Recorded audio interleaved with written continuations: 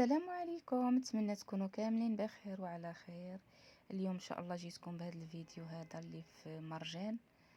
الصراحه ثلاجات واعرين وشي حاجه جديده، والاثمنه حتى هي جد مناسبه في الحقيقه.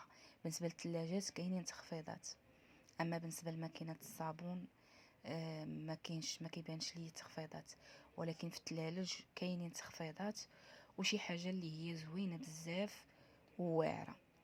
نتمنى يعجبكم هذا الفيديو هذا. شاركت معكم بعض الاثمنه ديال ال جي وديال سيرا وديال مهم بزاف ديال سامسونج حتى هيايا. مهم بزاف ديال الثلاجات واثمنه جد مناسبه.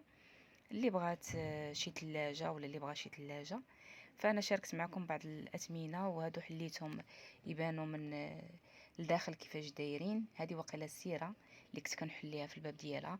هانتوما كتشوفوا يعني 4000 وشي حاجه، 4000 5000 درهم.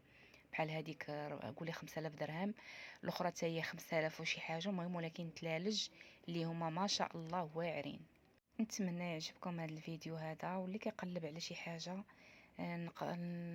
نتمنى نكون يعني قربت لكم شويه من الاثمنه والشكيلات. كتمشيو كتدوخوا ما كتبقاو عارفين اشنو تاخذوا.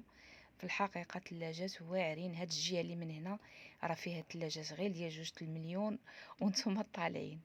هادو ديال 2 بيبان، فيهم الصغار فيهم الكبار فيهم متوسطين. المهم كل واحد تيمشي على قد الجهد ديالو والجيب ديالو، والله يوفق كل واحد والله يرزق كل واحد. هذا ما كان. هادو صغيورين.